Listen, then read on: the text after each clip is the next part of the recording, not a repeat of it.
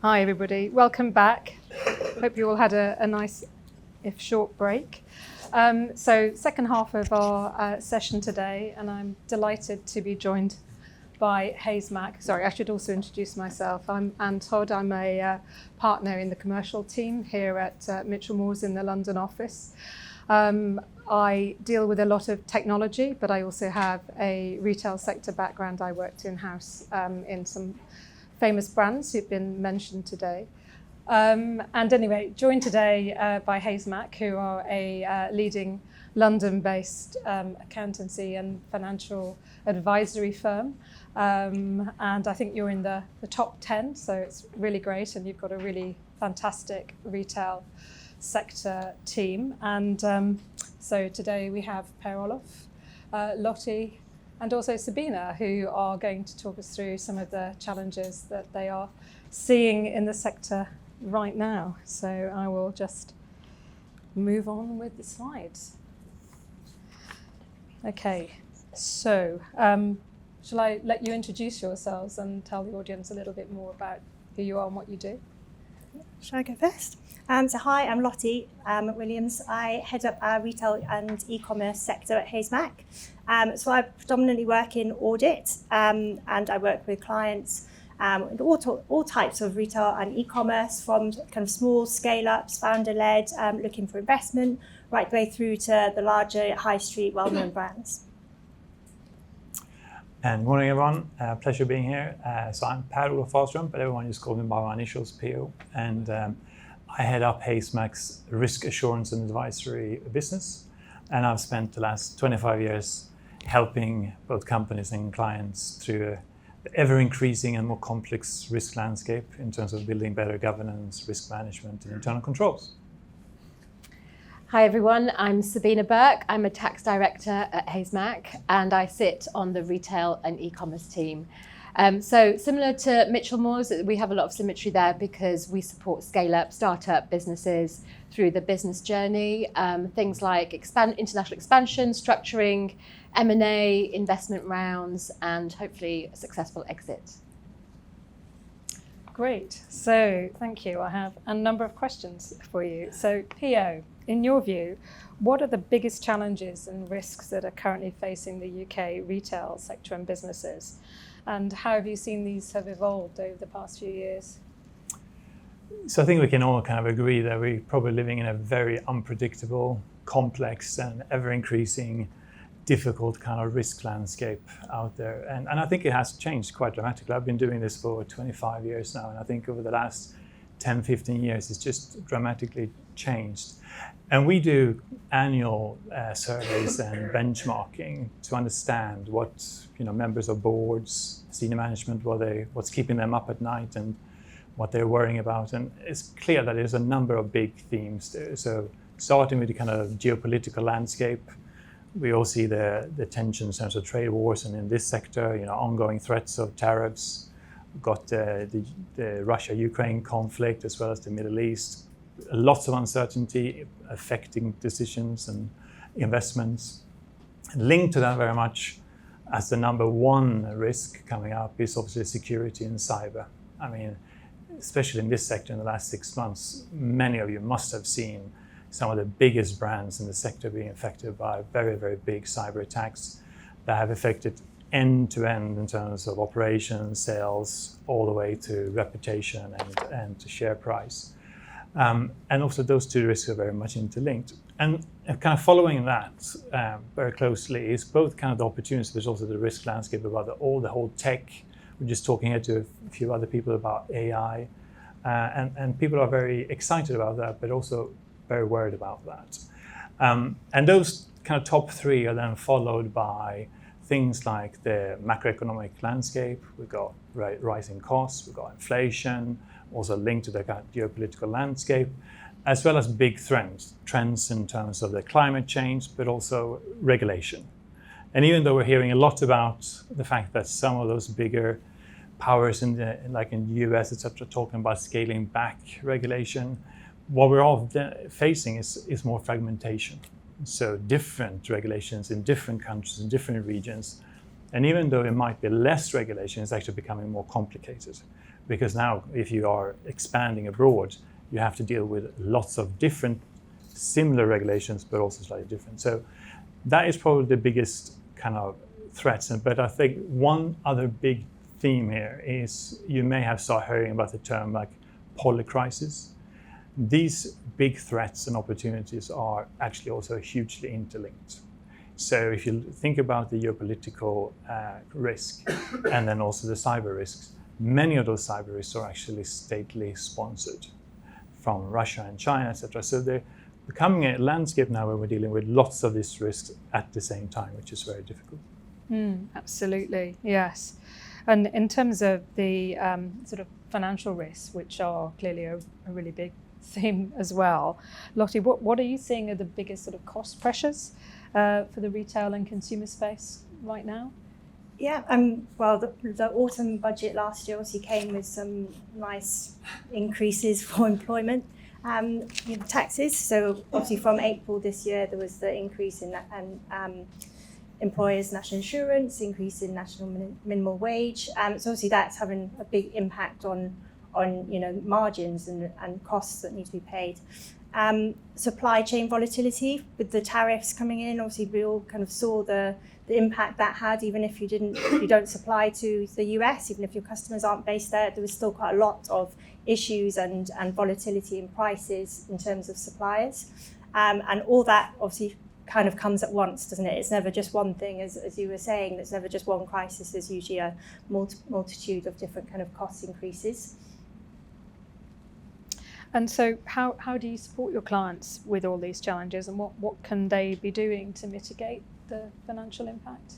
Yeah, the key is obviously cash flow management, and also understanding what your margins are. So where you've got your cash flow, you may have your best case scenario, but you should also have your worst case scenario. So always making your decisions based on your worst case. You may present your best case to whoever's asking, but always having your worst case and thinking about that when you're making decisions, thinking about what happens if this happens. Will I actually be able to, pay the wages? Will I be able to manage this? So it's always having kind of a backup plan. So that's kind of like a key area. Another area that we're often speaking to clients about is kind of how you're structuring your business, global diversification, not relying on just one country or one supplier for your your key supplies, key inventory, and also how you're set up. Obviously, we saw the tariffs earlier in the year, and there was a lot of change, a lot of review of the supply chain at that point. To see how is best. Is it, a lot of our clients set up a new subsidiary in the US so that you didn't have to pay tariffs on the sales price, but on the cost price. So it's kind of like thinking about what is the issues at hand here and how can I best mitigate them. If I just, follow on from that point, with the US structuring, so that's something that we've been supporting our clients a lot on recently. So setting up a physical presence in the US if you're selling into the US. And as Lottie says, that reduces the tariff exposure because it reduces the rate at which you pay the tariff. But that brings with it complexity in terms of US reporting, your compliance obligations, transfer pricing, and then structuring. So there's a lot to think about from a financial and tax perspective. Pia, did you want to say something about the supply chain and issues? Yeah, I think Lottie, you mentioned supply chain, and it's often overlooked a little bit. And I think the recent challenges has made a lot more companies really think through their supply chain and also think about it more strategically. And one example that always comes to mind in terms of how you can do this a bit more proactively is not actually a retail sector example, but one in telecoms, which I think everyone in this room probably can relate to. So all of you probably in this room have a broadband supplier with your company as well as at home. And I was working with one of those telecom providers, and they were doing their horizon risk scanning, looking at geopolitical risks, supply chain, etc. And one of the things that they did identify by taking that time out is that one of their key suppliers was a single source, great scalability, everything was on time and everything, but it was in Taiwan. And if you then think about the geopolitical landscape and the potential threats coming out of China, And they started working through those scenarios. What is plausible here? If you think about what's happened between Russia and Ukraine, etc., something could happen in that space. And then they have this one single supplier that is basically supplying components that goes into their routers, the routers that you have at home for your broadbands and offices. And they just determined that based on that kind of horizon scanning, we can no longer just have that one supplier. And they turned this, I think, into a competitive advantage because they have diversified. They have now multiple suppliers and backups. And that single source supplier that is so big is also the supplier to many of the other competitors. So I think if you think about it that way, if something like that, which is somewhat plausible, happens, and Taiwan was no longer able to supply, you turn that kind of risk and horizon scanning into a very big competitive advantage. Absolutely. Yeah, and on the tax side, Sabina, are there any other thoughts that you have?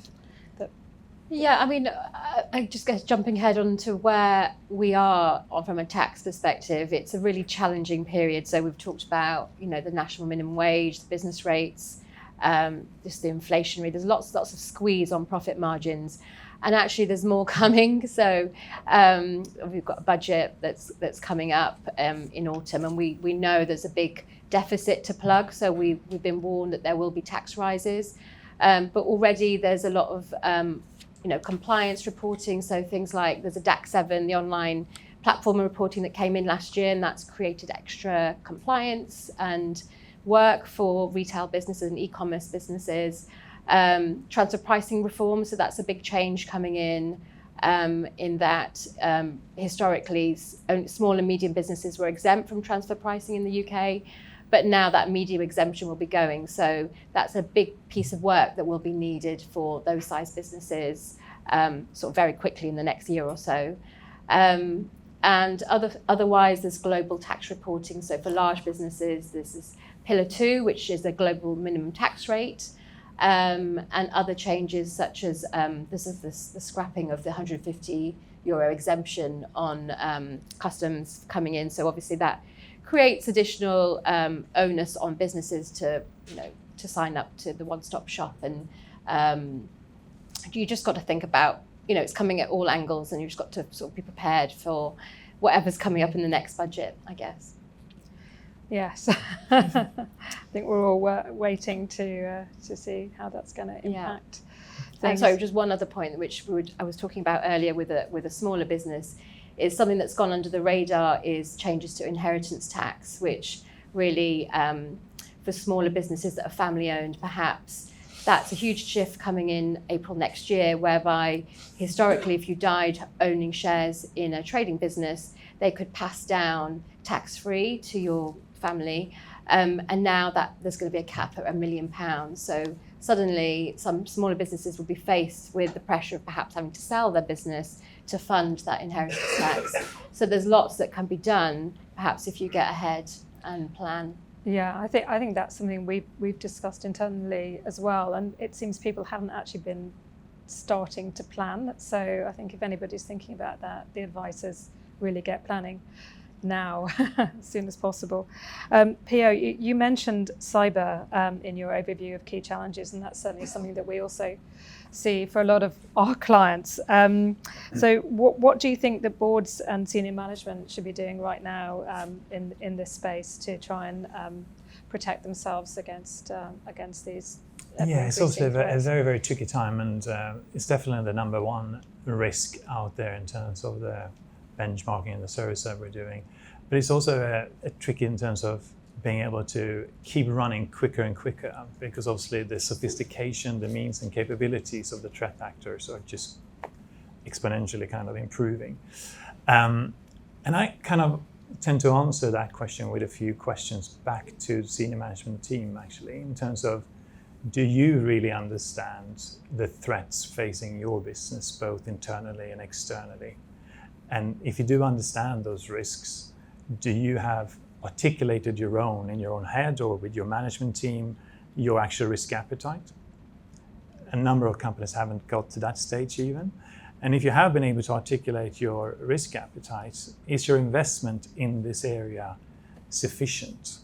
because often I hear like we have no tolerance for cyber incidents, and then I just ask them how much are you actually then investing, and then it's not very much. So I think what we're seeing now is a huge increase in investment because people are realizing that this is their number one risk. Once you got that far, it's understanding, so with those risks in mind, what kind of controls do you have in place when it comes to both identifying your critical assets, but also being able to detect if something is going wrong, and also then respond to when it happens. I don't think it's a question anymore if it's going to happen, it's when it's going to happen, and how prepared are you? And then I would say, sort of to have senior people in the room here is, regardless of where you are in terms of how strong or weak your defenses are, the one thing that you can do, and you can do next week or tomorrow, is start testing your capabilities in this space. Do simulations, do proper simulations that will impact your whole organization together with the rest of the management team. Get a feel for how this would feel if you would be attacked. Because I can tell you that when I'm running, it's one of my favorite things I'm doing, running those simulations. People coming out of there going, okay, is this how it really feels, having the impact across the whole organization? So you can do that regardless of how mature your cyber defenses are. And the other thing I would say, which is coming more and more kind of obvious when these things happen, is when you look at your cyber defenses, don't look at them in isolation. So think about how they're linked up to your other incident management procedures. Are they linked up to your business continuity management procedures and things? I can tell you, like, out of what I find, it's like at least 8 out of 10 clients that I work with, they would have been developed in isolation. And then when something happens, it takes a very long time to get those linked up in terms of what your critical assets are, your critical processes, and also what roles and responsibilities do senior management have across all of that. And if you think about it, when you're dealing with cyber attack, you're kind of dealing in the dark. There's so many things that you don't know. And if you then at least know those things ahead of time and also what your role is, I think you're better prepared to kind of deal with them. I think that's really good advice. I've had the misfortune of being in-house in an organisation when we did have a cyber incident, and I think the big learning from it was actually understanding those roles and responsibilities that everybody should have, and having a plan well in advance and knowing who to call, when to call, and also how to deal with communications to make sure if somebody is in your system that they're not going to be made aware of the fact that you're onto them. So just actually having those plans in place is really critically important. And yes, on that, it's probably also the cheapest thing that you can do in terms of investments, just getting the senior team together to understand those things. Absolutely, as well. And also knowing who your external team should be. So your lawyers, your other advisors, your external cyber, your insurers, all of these people, and also any PR issues to manage the reputational fallout is really important as well. So all good stuff. So we've talked a lot about the risks and challenges, and what about turning these into strategies and opportunities in the face of this uncertainty? So how can retailers build greater resilience into strategic planning and day-to-day operations? Yeah, it's another kind of key recommendation here, and this is obviously one of those things that I'm going to say, and then you can say, oh yeah, we can do that, but then day-to-day operations and challenges kind of take over. But I can't recommend strongly enough to kind of take that time out of the day-to-day and take the opportunity of doing a bit of horizon risk scanning and thinking about these macro risks and those challenges and how you potentially can turn them into competitive advantages. I had one example earlier in terms of the supply chain for a telecom provider. But getting kind of a cross-functional team together to look at these things is not often, companies are doing it more and more, but it's not been common practice. And I think you have to start doing that and think a little bit less about your risk management from an impact and just likelihood, and think more about plausible scenarios. So if I go back, I was doing this with a number of companies doing it before the US election. And they started thinking about, okay, what's the scenarios here in terms of if the Trump administration wins or not, and what could that mean? And some of those companies, I think, were better prepared for what now has happened in the last six months or so. So I think then you can then start thinking about those big themes in terms of how you can respond, diversification, also the markets. Are you going to go into certain markets? Or are you going to kind of maybe be a bit more conservative in that space? Innovation all the way to your operations, do you necessarily need to kind of transform how you operate and where you're operating in the world? And I think if you do that more proactively, I think you have a better chance of being more resilient, but also creating competitive advantages. Absolutely. And Lottie, on scenario planning, is there anything from your perspective? Yeah, just kind of similar to Pio on the scenario planning. It's thinking about what if it doesn't happen. So an area we challenge our clients a lot on in kind of like their forecasting is, you're saying 10% growth next year, brilliant, that all looks great. But what happens if actually something major happens that you've got no control over, that actually it's more like 2% growth? What's the plan? What's the backup plan? Or if you lose a key supplier, or you lose a key customer, what is your next move, and how are you going to kind of sustain that? Kind of other areas where we're looking at kind of strategies and opportunities is obviously in technology. I know we've talked about it a bit this morning as well, but where we're seeing in retail, trying to make things more efficient, and obviously that comes with an initial cost outlay, obviously, but hopefully the benefit is that you're cutting costs long term, and also keeping up competitive advantage. Like we've seen, AI is obviously here to stay, and it's increasing at a rapid rate. And to keep competitive in the market, you kind of have to invest in these tools. And looking at one of our clients, is often looking at inventory management, so smart ordering, making sure you're not wasting products, and kind of managing that supply chain through AI and technology, as well as we've seen a lot in the space of customer service. So improving customer service, you don't have to employ as many people for customer service. There's so many AI agents and AI bots, and it's as this morning you talk about kind of the millennials, Gen Z. It's expected. People don't expect to find something at the end of the phone these days. It's more you can get everything sorted through an agent, and that's kind of what's expected and the norm. So keeping up with that technology and how it can kind of help with your profitability in the long term. I think that's right. I think the expectation is that response times has got to be so much more quick and efficient. So I think it is. Yeah. It is important, and certainly we're seeing a lot of our clients are really investing heavily in technology.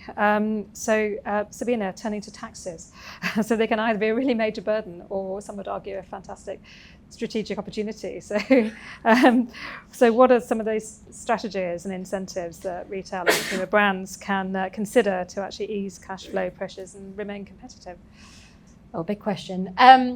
So I think a lot of the challenges we spoke about are global challenges, but the UK is still very attractive. So, we've got a great capital markets, we've got the strong PE investment, and we're very competitive. Corporate tax, our rate is, the lowest in the G7.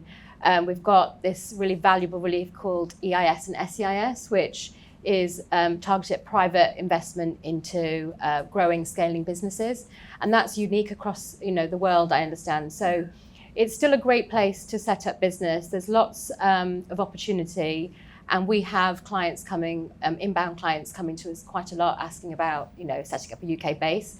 I guess if you're here, it's really important that you are grasping all those tax opportunities. So your structure is fit for purpose. You're minimizing any tax leakage. Things like R&D, so often that's overlooked in the retail and e-com space, but we do quite a lot of R&D tax credit claims for clients, so that's up to 20% cash you can get back from HMRC if you're investing in AI, technology, automation, so it's not something that you should overlook. Also full expensing, so capital allowances if you're investing in store refurbs or new software systems, you can get 100% tax relief there. So I guess just thinking about tax more, not just as a burden, but actually there's opportunity there in terms of minimizing your exposure. Yeah, really helpful. So I think it's the last question now. So looking ahead to 2026 and beyond, what is the single most important piece of advice you'd give to retail businesses to help them thrive in this increasingly complex and competitive environment? Okay, if I kick off, it's probably actually repeating one of the things I said earlier. I think if you have the opportunities to invest and just taking a little bit of time out in a little bit more structured way, actually doing that kind of horizon risk scanning and deciding what kind of strategies you're going to go for. Because I can't stress that enough, that it is a competitive advantage if you can be more prepared for these things. Many of these things you cannot predict, but there are certain big trends out there that definitely will remain now. And why not actually just taking half a day out of your busy schedules to do that, to look ahead and therefore also start planning. And I can probably guarantee as you do that, you may actually change some of your strategic plans. Yeah, I'd say investing in technology for the future. So technology today is going to be completely different to maybe even a year, 2 years time. So looking forward, investing in efficiency, essentially. What can you do to ensure long-term sustainability of your companies? I think I'll repeat what I just said about, pushing tax higher up your agenda. It's something that you should think about more strategically and not just sort of something that you think about at the end, that's something you have to do and file your tax return. And, think about, your structure and sort of more holistically, more long-term on your taxes. Great. Well, thank you. That's a really good overview.